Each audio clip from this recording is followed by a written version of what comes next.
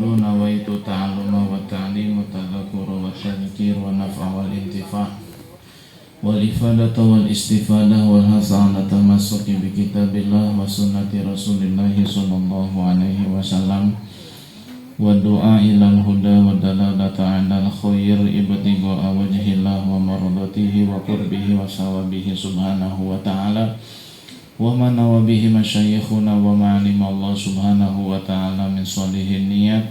Asallallahu subhanahu wa ta'ala an yaj'alana wa iyyakum minal ulama'il amilin al-faizina bi'ilmil yaqin wa 'ainil yaqin wa haqqil yaqin ma'lufi wal afiyah. Allahumma inna nas'aluka ilman nafi'an wa rizqan wasi'an halalan katsiran thayyiban mubarakan wa amalan mutaqabbalan wa waladan salihan wa umran tawilan wa badanan sahihan wa jaran salihan wa qalban saliman wa shifaan min kulli da'in wa saqamin bi rahmatika ya arhamar rahimin. Allahumma inna nas'aluka al-ilma laduni wal mashraba safil hani wa habiya ghani. Allahumma inna na'udzubika min 'ilmin la yanfa' wa min qalbin la yakhsha wa min nafsin la tashba' wa min 'ainin la tadma' wa min da'watin la yustajabu laha. Subhanaka la ilma lana illa ma 'allamtana innaka antal alimul hakim wa tub 'alaina innaka antat tawwabur rahim. Allahumma rizqna fahman nabiyyin wa hibdal mursalin wa suratayn amil muqarrabin. Salli wa sallim ala sayyidina Muhammadin wa ala jami'il anbiya wal mursalin walhamdulillahi rabbil alamin. Ila hadratin nabil mustafa sayyidina Muhammadin rasulillah sallallahu alaihi wasallam, khususun ila hadrati Syekh Ibrahim Al-Laqani summa ila hadrati Habib Hasan Al-Qab wa ila hadrati Syekhi Habib Umar bin Hafid Habib Ali Masyur bin Hafid Abu Ya Gomrawi Abu Ya Wujudul Sultan Maulana Hasan bin Bantan wa khususun ila hadrati Syekh Abdul Muhib Pamijahan wa wasulihim wa furihim wa jami' masyayikhina wa masyayikhihim ila hadrati Abi wa Ummi ghafarallahu lahu wa yuli darajatihim wa adalina min barakatihim wa antara alaina wa isa karumatihim. Syai'ulillahi lahumul fatihah. A'udzubillahi minasyaitonir rajim. Bismillahirrahmanirrahim. Alhamdulillahi rabbil alamin arrahmanir rahim maliki yaumiddin. Iyyaka na'budu wa iyyaka nasta'in ihdinas siratal mustaqim siratal ladzina an'amta 'alaihim ghairil maghdubi 'alaihim waladdallin. Amin. Hadirin wal hadirat rahimakumullah.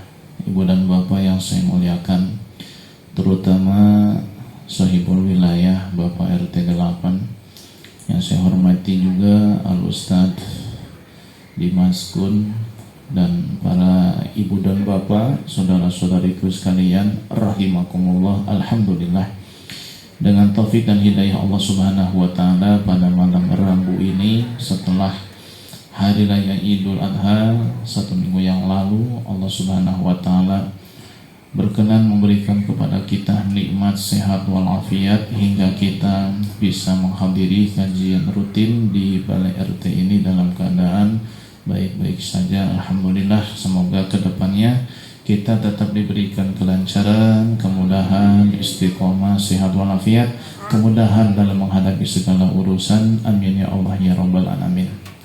Baiklah ibu dan bapak, kita mulai kajian yang pertama, kitab Jauharatul Tauhid ya. Di sini kita telah sampai pada bait yang ke berapa? 124 ya. Kemarin itu kan libur ya. Kemarinnya lagi kan Tajul Arus ya. Nah, berarti 124. Sekarang kita akan berbicara tentang masalah dosa ya.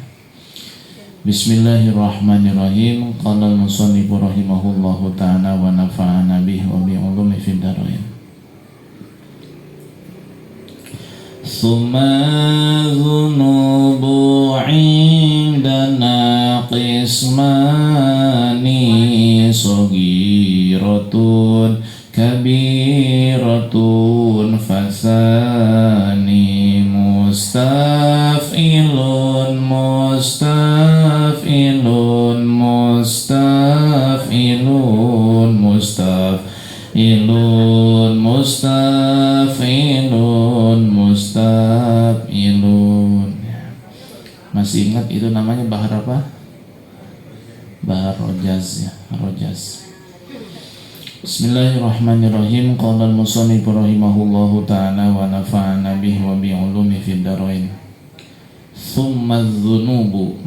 Kemudian dosa-dosa itu indana menurut kami. Istilah yang beliau gunakan dalam kitabnya ini maksudnya adalah jumhur ya, atau mayoritas ulama ahlus sunnah wal jamaah. Itu makna daripada kata menurut kami. Jadi bukan menurut penulis saja, bukan menurut Syekh Ibrahim Al-Laqani doang, namun jumhur itu adalah mayoritas ulama dari kalangan ahlus sunnah wal jamaah. Mereka berpendapat bahwa dosa itu kismani, terbagi dua ya. Shogirotun, pertama dosa kecil, kabirotun, yang kedua dosa besar. Beda dengan kelompok murji'ah. Makanya di awal tadi katakan menurut kami ahlus sunnah wal jamaah dosa itu terbagi dua, dosa kecil dan dosa besar. Kenapa harus menggunakan istilah menurut kami ahlus sunnah wal jamaah? Karena di luar kelompok ahlus sunnah wal jamaah ada yang mengatakan dosa itu semuanya kecil ya.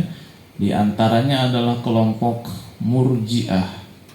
Mereka mengatakan bahwa dosa itu semuanya kecil, tidak ada dosa besar ya. Jadi selama dia muslim, maka ia melakukan dosa apapun tidak masalah. Ini kan berbahaya, akan berdampak orang itu menyepelekan dosa, menyepelekan maksiat. Ini kelompok keluar daripada ahlus sunnah wal jamaah. Begitu juga ada kelompok namanya khawarij, kaum khawarij ya. Dikatakan khawarij itu karena mereka keluar dari ketaatan kepada Imam Ali bin Abi Thalib ya. Jadi di masa-masa awal pemerintahan Imam Ali bin Abi Thalib, nah itu muncul kelompok khawarij ya. Bahkan sebelum Imam Ali bin Abi Thalib pun ya, di masa Utsman bin Affan itu sudah muncul kelompok khawarij. Itu orang-orang yang keluar daripada taat kepada pemerintah yang sah.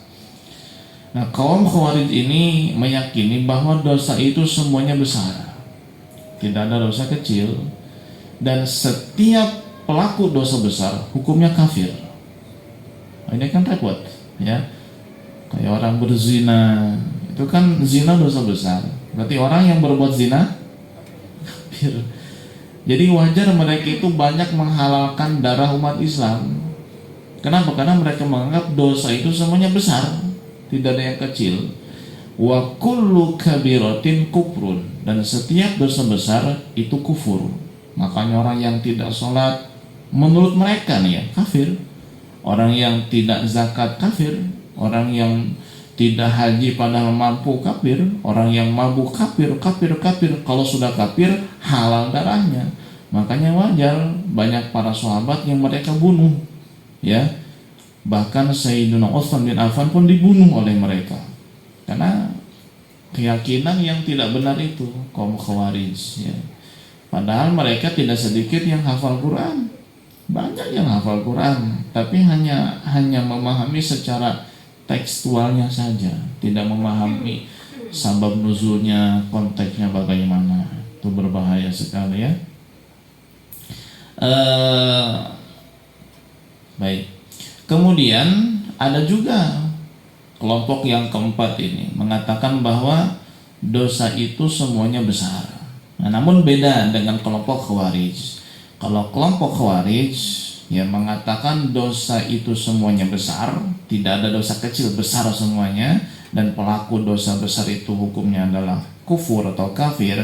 Nah, beda dengan kelompok yang keempat yang mengatakan dosa itu semuanya besar, tapi dianggap besar dosa itu karena li'azzamati man usya biha, memandang zat yang didurhakai.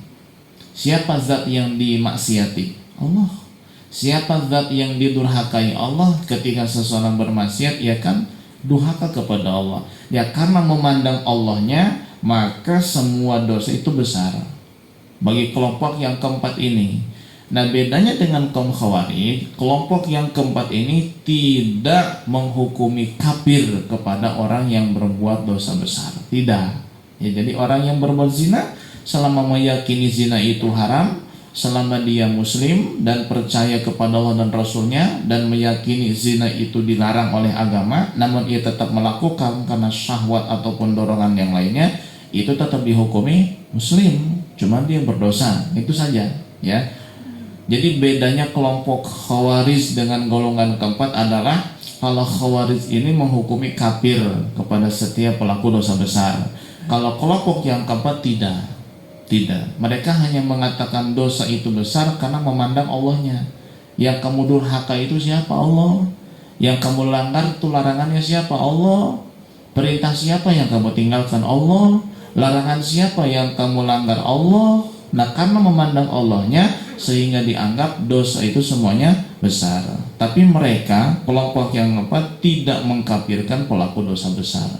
Kecuali ya karena memang dosa itu yang menyebabkan kafir, ya seperti sujud kepada berhala, itu sudah jelas kafir berarti. Atau melempar Quran ke tempat sampah secara sengaja, itu kan menghina kalamullah, berarti kafir. Nah, itu jadi ada dosa besar yang memang hukumnya itu kafir, seperti menyekutukan Allah, itu kan dosa besar, kan kafir hukumnya kan. Kemudian seperti tadi sujud kepada berhala, itu kan dosa besar dan mengkafirkan juga. Nah, selama dosa besar itu tidak mengkafirkan, maka tidak dikatakan kafir oleh kelompok yang keempat. Seperti saya bilang tadi, zina, kemudian mabuk, itu dosa besar, tapi tidak sampai kafir, kecuali kalau dia menghalalkan. Dia mengatakan zina itu halal, ya kafir meskipun dia tidak berzina.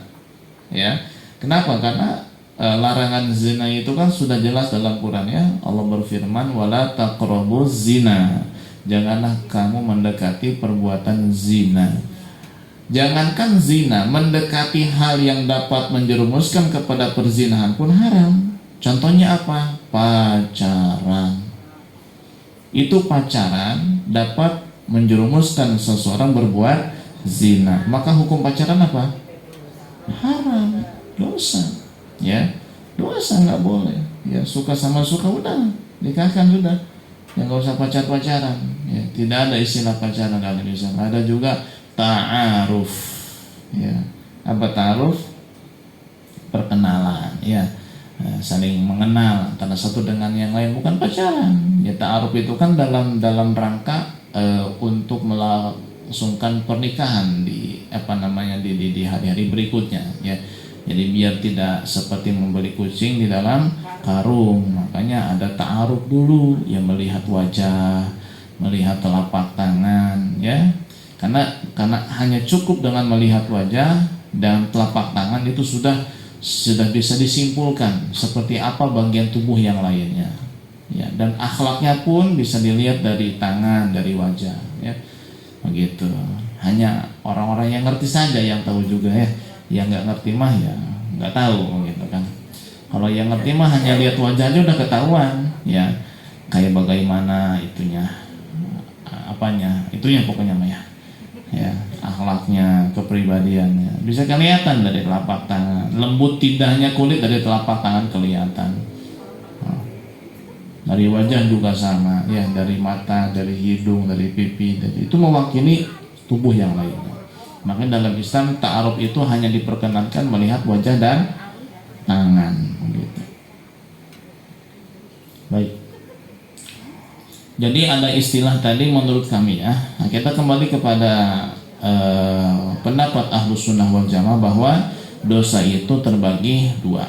Satu dosa kecil, yang kedua dosa besar. Untuk mengetahui mana dosa kecil dan dosa besar, kita pahami dulu yang sedikit, ya. Yang sedikit itu dosa besar. Ya, kalau kita sudah tahu yang sedikit, maka sisanya berarti dosa kecil, gitu. Ya.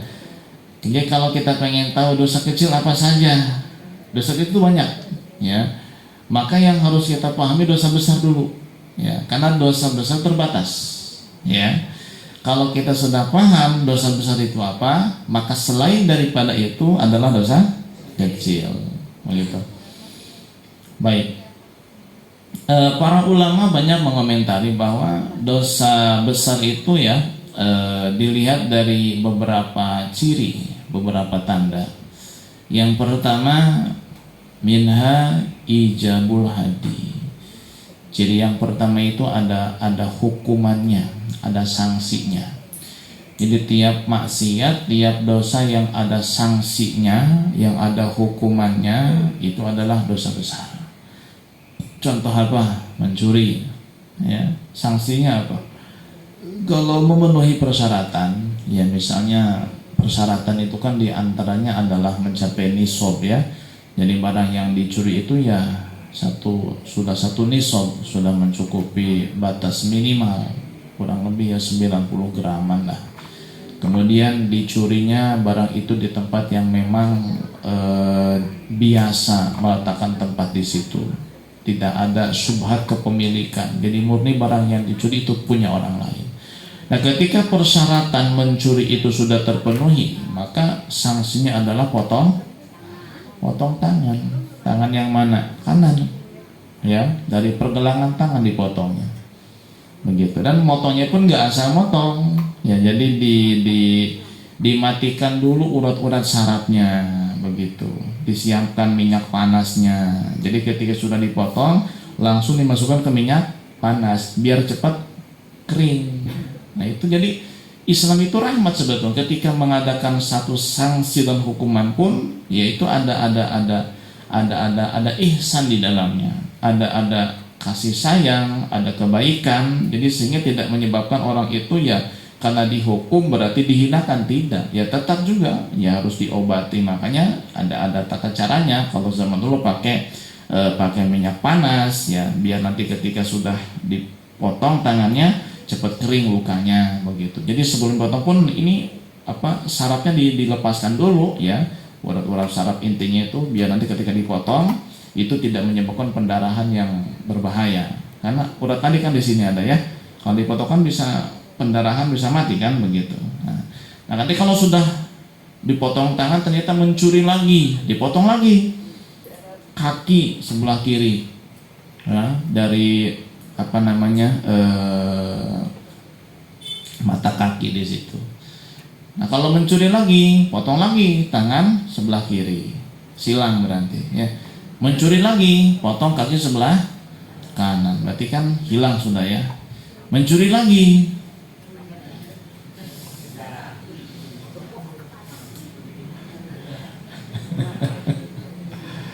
itu dibuang, katanya dibuang, tempat jauh dibuang, ya.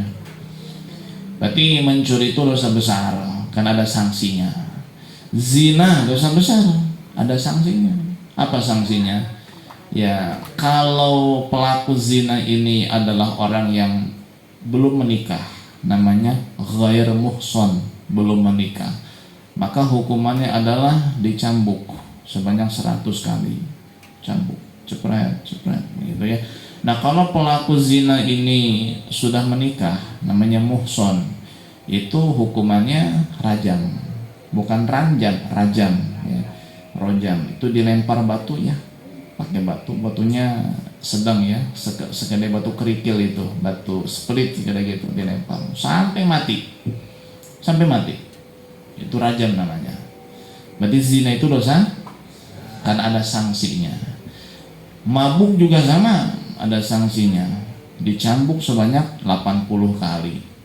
Menuduh wanita baik-baik berbuat zina, dan perempuan baik-baik dituduh berbuat zina, itu pun orang yang menuduhnya kalau tidak bisa mendatangkan saksi dan bukti, maka dia harus dicambuk juga, ya, dicambuk juga 100 kali, ya, 100 kali. Kemudian apalagi yang ada sanksinya, memberontak, merampok, itu ada sanksinya. kemudian membunuh, ini ada sanksinya. Ya kalau sengaja, jadi dilakukan sengaja, itu hukumannya kisos, ya, apa? Dibunuh lagi, eksekusi. Dan itu pun cara mengeksekusinya bukan ditembak, tapi dipancung, bukan digantung, dipancung, ya, dipenggal kepalanya. Ya itu kalau pengen lihat orang yang dipancung itu di Saudi sana, biasanya eksekusi itu dilakukan hari Jumat, ya, hari Jumat, ba'da duhur, ba'da Jumat, di masjid di Jeddah itu di pinggir laut, ya. Eksekusi mati, ya, langsung pedangnya tajam, ya, tajam, sekali langsung sapat, ya. Itu jadi membunuh orang, ya, dengan sengaja itu dosa besar. Kenapa? Ada sanksinya, ada hukumannya. Itu ciri yang pertama. Tiap dosa yang ada hukuman itu dosa besar. Ciri yang kedua, wa minha al-id'adu 'alaiha bil iqab. Ada ancaman siksa. Jadi tiap perbuatan dosa atau maksiat yang ada ancaman siksanya. Jadi Allah sebutkan dalam Quran ancaman siksa bagi pelaku dosa ini berarti dosa besar. Ya. Seperti apa? Riba misalnya. Orang yang melakukan riba itu nggak ada sanksinya, nggak ada. Ya kalau tadi kan zina kan dirajam atau dicambuk, menuduh orang berbuat zina itu kan dicambuk juga. Kemudian mencuri potong tangan, membunuh dikisos. Nah kalau riba nggak ada sanksinya, tapi Allah ancam pelaku riba dengan sisa yang berat. Kata Allah Subhanahu Wa Taala, ya ayyuhalladzina amanu istanibu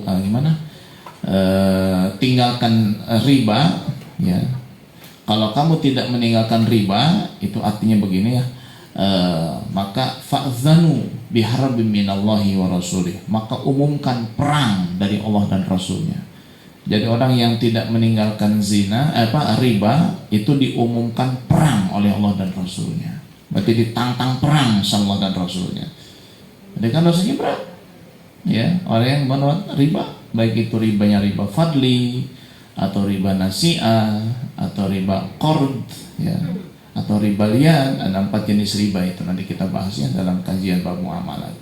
Itu nggak ada sanksinya, tapi ada ancaman, ya, dosa yang berat dari Allah. Maka riba termasuk dosa besar, dosa besar.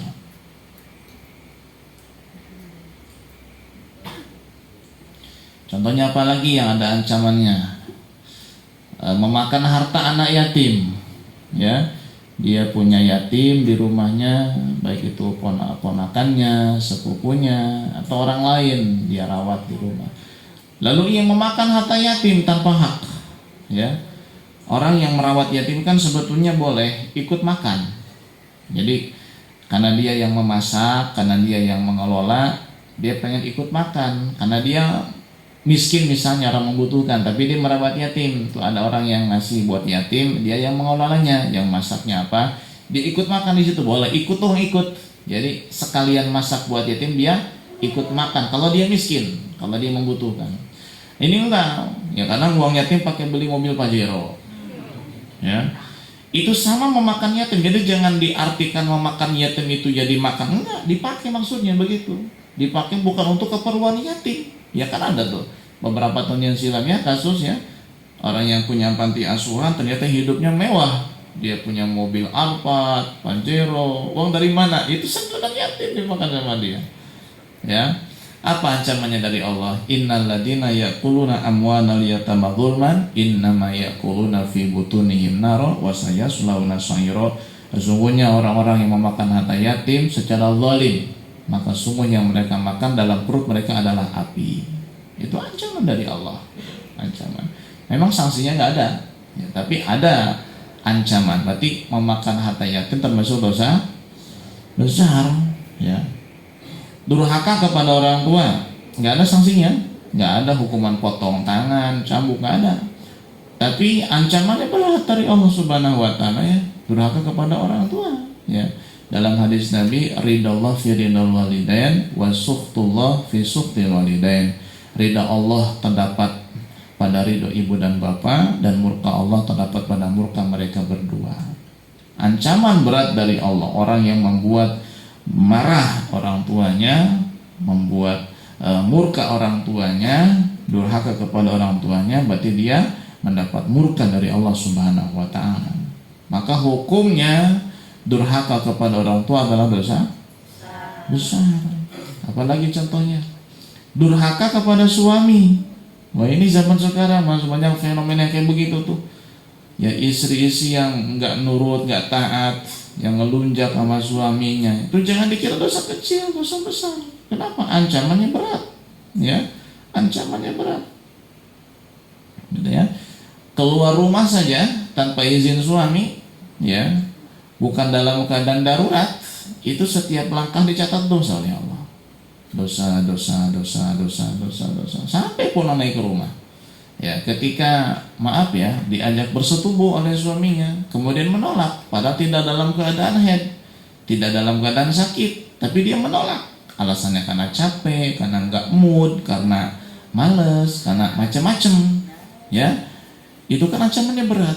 Apa ancamannya? Dilaknat, dikutuk oleh malaikat sampai pagi. Nah, itu kan berat. Berarti durhaka kepada suami dosa besar. Ya Bu ya. Insya Allah yang hadir di sini mah nggak ada solehah semuanya ya. Insya Allah. Hati-hati. Apalagi kalau suaminya baik ya, sampai menggugat cerai, itu istri itu mengguncangkan arsy Allah itu ya. Banyak sekarang perempuan-perempuan tuh yang menggugat cerai, ya suaminya baik, hanya mungkin ya bukan kurang nafkah, ya nafkah cukup, tapi mungkin nggak kebeli ini, nggak kebeli itu. Nah, hasilnya nggak bisa mewujudkan keinginan, bukan kebutuhan. Kalau kebutuhan cukup, kadang keinginan, sebab dia gaulnya dengan perempuan yang kayak begitu, sosialita, ya, sosialita gaul, ya begitu. Nah, makanya ada lagu tuh Dul Sumbang ya, kunaon awewe nu geulis loba nu bangor moh tuh. Kunaon nu bangor loba nu geulis gitu. Kunaon nu geulis loba nu bangor gitu. Ngerti enggak?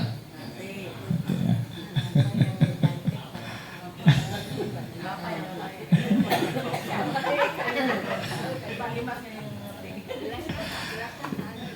Kenapa yang cantik banyak yang nakal gitu? Kenapa yang nakal banyak yang cantik? Bibir berem-berem jawel hayang.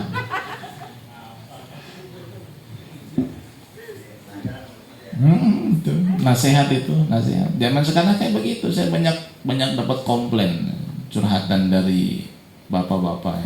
Tapi bukan bapak di sini, bukan di sono Pak, di Amerika. Gitu. Ya, mengeluhkan itu istrinya, Allah. Anak kurang pendidikan agama, karena setelah diteliti ternyata memang nggak ada basic agama istrinya itu, jauh ya. Kalau yang ngaji kan ada siraman rohani.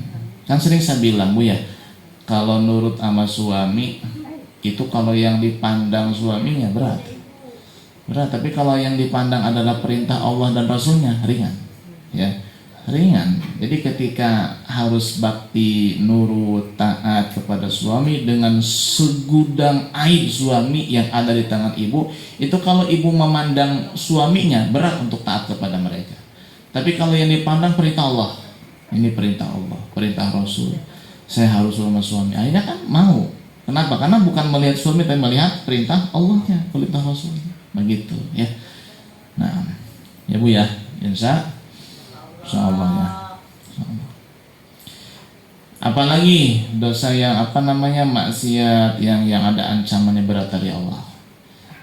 Selain durhaka kepada suami, durhaka itu ada sanksinya itu nanti.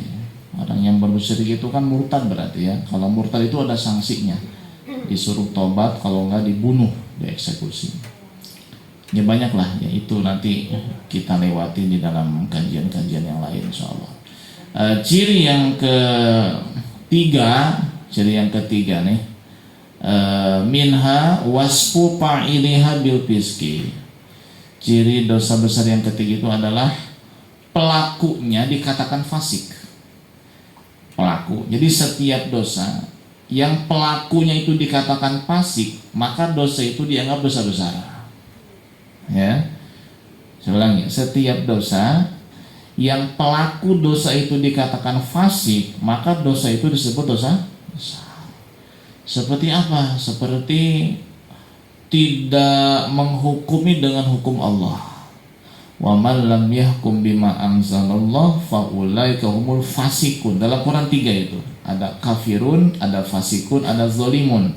Nah di antaranya tadi wa man lam yahkum bima anzalallah faulaika humul fasikun. Orang yang tidak menghukumi dengan hukum Allah, maka dia adalah orang fasik. Nah berarti termasuk dosa besar adalah tidak menghukumi dengan hukum Allah. Ya, Allah sudah punya hukum dan aturan dan itu sudah lengkap.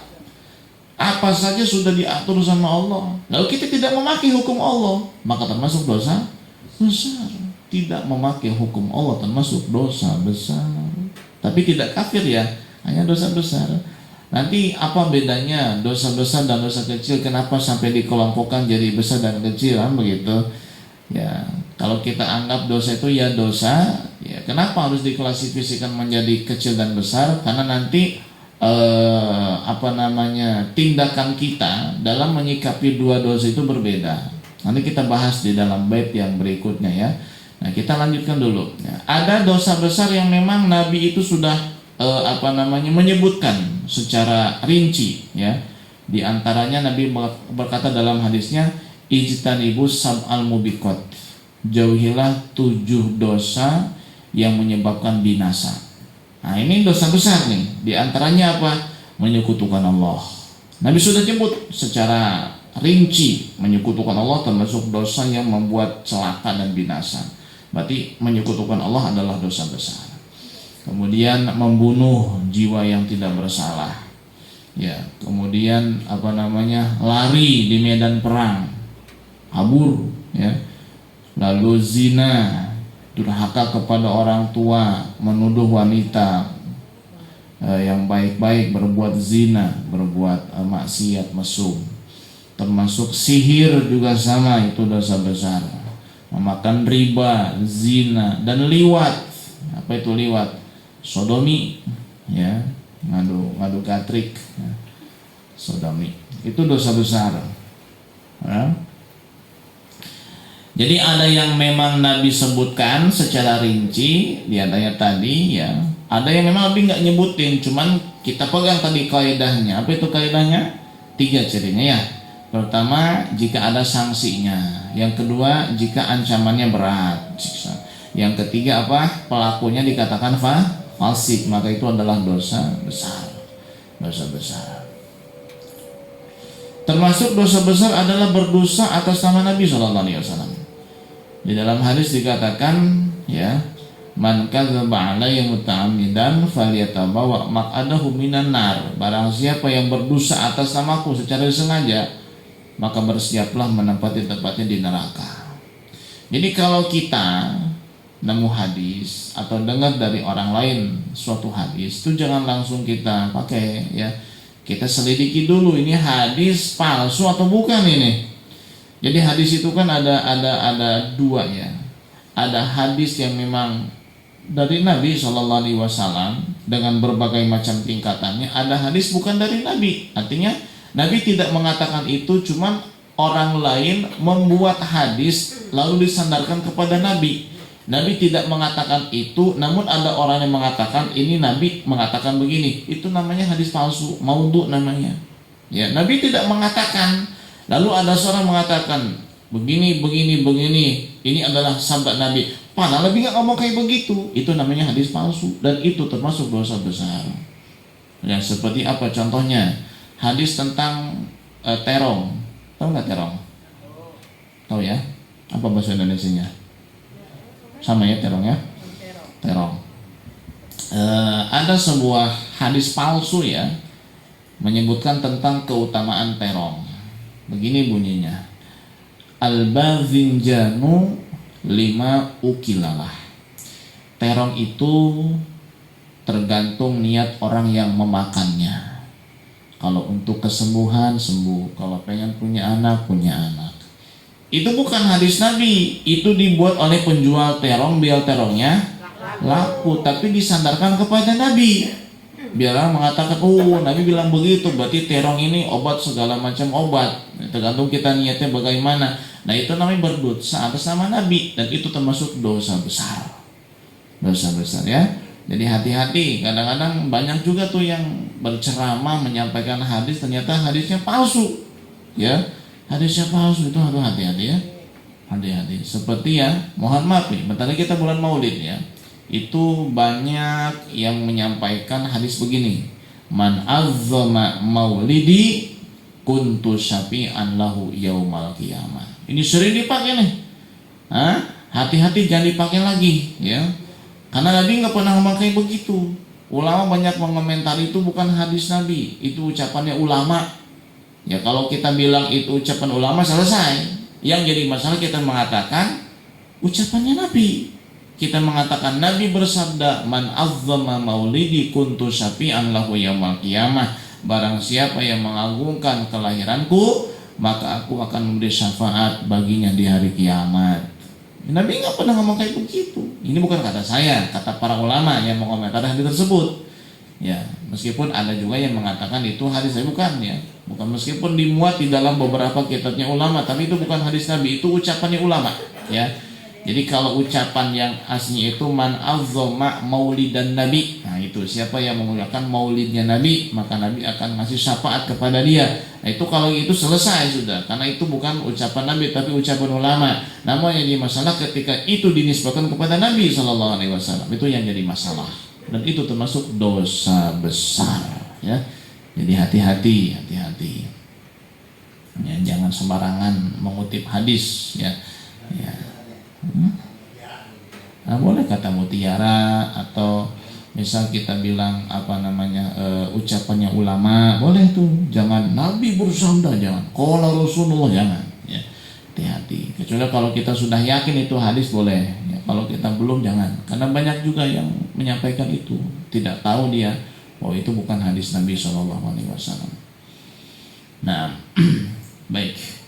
Selesai dosa besar, kita bicara dosa kecil. Selain daripada yang tadi berarti dosa kecil ya. Namun Pak, dosa kecil ini terkadang hukumnya itu sama seperti hukum dosa besar.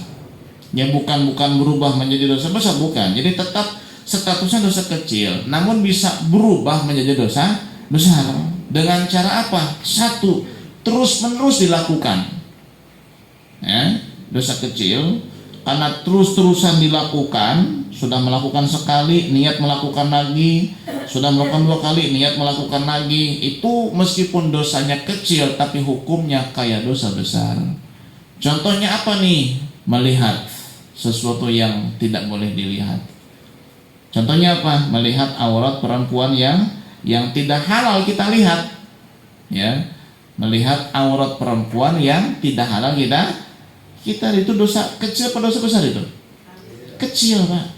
Yang melihat rambut perempuan yang tidak halal kita lihat, itu dosa, tapi dosa kecil. Namun kalau israr, terus-terusan dilihat lagi, udah nggak lihat, dicari lagi, pengen lihat lagi, itu hukumnya seperti hukum dosa besar. Hukumnya bukan berubah menjadi dosa besar, bukan, tapi hukumnya seperti hukum dosa besar. Dosa kecil itu. Yang kedua, dosa kecil bisa berubah hukumnya menjadi hukum dosa besar kalau bitahawun, menyepelekan ya. Allah kecil ini nggak apa-apa. Nah, Allah kecil ini dipakai ngaji juga habis. Allah kecil ini diiringi sedekah juga diampuni sama Allah. Lah. Nah itu karena menyepelekan maka hukumnya jadi dosa besar. Yang ketiga, bil faroh wal ibtikhar, ngebanggain. Ya, dia udah melakukan dosa kecil lalu dia bangga telah melakukan itu. Nah itu ya seperti kita laki-laki bisa membuka aurat ya, lutut kita kemudian pusar ya, di bawahnya sampai kelihatan oleh orang yang tidak halal melihat aurat kita, maka kita melakukan dosa kecil kecil, ya. Nah, kalau kita melakukannya dengan bangga, oh saya ini ototnya gede, badan saya ini berisi, ya. Akhirnya pakai celana pendek, ya, di atas lutut, di bawah pusar. Lutut kemana-mana, paha juga kelihatan, di bawah pusar kelihatan. Nah, itu hukumnya dosa. Tapi meskipun dosa kecil, karena dia melakukannya dengan bangga, itu menjadi hukumnya hukum dosa besar. Ya, hati-hati. Enggak, sekarang itu jadi tren itu. Orang itu kalau jalan-jalan kelot pakai celana pendek, pakai kaos, pakai tas, celana pendek. Kelihatannya cool. Kata dia cool, kata Allah mah kurang ajar. Bukan cool. Kadang hati saya menangis, ya Allah, udah setua gini kok masih begitu pakaian. Ya kalau pengen kelihatan cool ya nggak usah pakai celana pendek, kan masih bisa kan pakai celana komprang itu kan, ya. 3/4 sirwal itu, atau pakai celana lepis boleh, ya, biar kelihatan cool. Pokoknya kita tetap masih bisa kelihatan cool atau gaul tanpa melanggar syariat, begitu. Tanpa melanggar syariat. Kadang hati saya miris, ya. Ya dalam hati aja, bukan menghinakan, bukan hati, ya Allah, ini udah setua gini kok masih begitu pakaiannya. Ya kapan insafnya, kapan tobatnya? Gitu ya. Jadi tolong mulai dari kita nih, jangan biasakan pakai celana pendek gitu. Kalau di rumah mah depan istri mah nggak apa-apa, bebas, ya, bebas depan istri mah. Kalau keluar rumah jangan tuh, hati-hati ya, pakai celana nutup nutup lutut ya ke bawah, ke atas pusar ketutup juga. Hati-hati nih, hati-hati. Atau dosa kecil itu dilakukan oleh seorang ulama panutan umat. Nah, ulama panutan umat melakukan dosa kecil, itu bisa jadi hukum dosa besar. Kenapa? Nanti umat nyontoh lah, kiai juga kayak begitu, lah nggak apa-apa lah dosa kecil. Nah ini yang jadi di panutan umat ya, jadi contoh. Jadi umat itu nanti melakukan dosa kecil karena mencontoh ulamanya melakukan dosa kecil. Waduh, repot ini, ya. Jadi ustaz tuh nggak enak, ya. Oh. Begitu, hati-hati dong, insyaallah. Oh, kiainya pakai celana pendek. Nah, kan akhirnya pada ikut pakai celana pendek. Kadang-kadang kiainya pakai celana pendek. Nah, itu berubah jadi hukumnya hukum dosa besar. Nah, baik. Nah, lalu apa sih perbedaannya itu antara kecil dan besar? Kita lanjut bait yang berikutnya. Minhul matabu wajibun fil hali walanti qada'in ya'ud lil hali. Nah, kalimat minhul matabu, nah itu berkaitan dengan fasani, ya. Nah, di dalam bait sebelum ada kalimat fasani. Adapun dosa yang kedua, dosa besar. Minhul matabu wajibun fil hali, wajib tobat saat itu juga. Oh, itu tuh. Jadi dosa besar itu Pak nggak bisa dihapus dengan berbuat amal baik, nggak bisa. Kalau dosa kecil sama, kita wajib tobat juga. Cuman dosa kecil itu dengan kita berbuat amal baik dihapus sama Allah. Kita mengaji, dosa kecil dihapus. Kita berwudu, ya, dosa mata berjatuhan, dosa telinga, dosa tangan, dosa bibir, dosa lidah, dosa kaki berjatuhan. Kita wudu itu, kita sholat, dosa berjatuhan. Orang yang rajin sholat 5 waktu itu bagaikan orang yang mandi sehari 5 kali. Bersih badannya, nggak bakal ada daging, nggak bakal kotor. Sama orang yang rajin sholat 5 waktu, dosanya habis. Dosa apa? Kecil. Makanya ini sering saya sampaikan, ini kuncinya. Sering ada riwayat ataupun hadis, baik itu Quran, ya, ataupun hadis, yang menyebutkan kalau kita melakukan ini diampuni dosa. Kayak kemarin kita puasa hari Arfah, ya, itu mengampuni dosa 2 tahun, tahun kemarin, tahun yang akan datang, kan begitu. Nah, itu kalau ada riwayat-riwayat baik Quran ataupun hadis yang menyebutkan keutamaan beramal diampuni dosa, camkan dosa yang dimaksud adalah dosa kecil. Dosa kecil, sedekah, mengampuni dosa kecil, ya. Kemudian kita bakti sama orang tua bisa melebur dosa kecil. Kita baca Quran, dosa kita diampuni, dosa kecil. Kita melangkahkan kaki ke majelis ilmu, setiap satu langkah diampuni dosa kecil. Dosa kecil, Pak. Yang dosa-dosa besar tadi, fasani minhul matabu wajibun filhal, wajib ditobatin. Wajib tobat, enggak tobat enggak diampuni sama Allah. Itu dosa besar. Makanya kenapa diklasifikasikan menjadi kecil dan besar? Ini ya perbedaannya. Pokoknya setiap amalan, saya ulangi lagi berulang-ulang, yang ada keutamaan diampuni dosa, maka yang dimasuk adalah dosa kecil. Dosa kecil. Ya, ada satu amalan yang dosa besar pun diampuni. Apa itu? Haji mabrur. Orang yang melaksanakan ibadah haji, hajinya mabrur, diterima sama Allah. Itu bukan cuma dosa kecil yang habis, Pak. Dosa besar juga dihapus sama Allah. Alhamdulillah. Namun satu syaratnya. Apa itu? Setelah pulang dari Mekah, meninggal dunia. Jadi selesai melaksanakan haji, mati, itu habis dosanya, Pak. Dosa kecil, dosa besar, bahkan dosa yang berkaitan dengan manusia sekalipun, itu diampuni sama Allah. Punya salah sama orang, itu diampuni sama Allah. Syaratnya selesai hajian langsung meninggal. Mantep nggak tuh? Mantep nggak? Pengen? Nah? Kalau sepulang dari haji masih hidup panjang, mah tetap ada ini ya. Ada perhitungan. Gitu. Jadi minhul matabu wajibun filhal. Dosa gede mah wajib tobat. Wajib tobat. Nah, mungkin ada yang dulu pernah berzina, sekarang sudah sepuh, udah tua, udah nggak zina lagi. Tapi dia nggak tobat.